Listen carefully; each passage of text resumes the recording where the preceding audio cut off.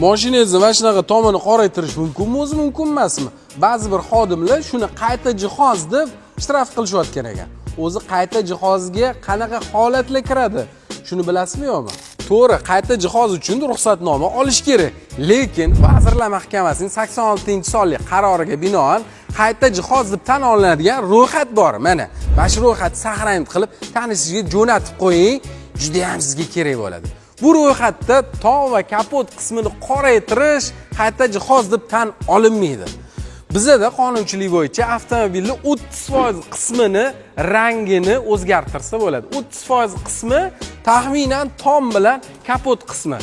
Yon tomon polniy qismi 30%, naryoq tomon 30%. Bagaj taxminan 10% ga kiradi. Xullas qonunchiligimiz bo'yicha kapot va tom qismini bemalol rangini o'zgartirsangiz, qoraytirsangiz bo'ladi.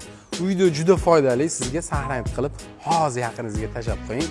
Mana shunaqa stilli qilib o't-bo'tini qoraytirib, alohida ajralib yurishingiz uchun zo'r imkoniyat.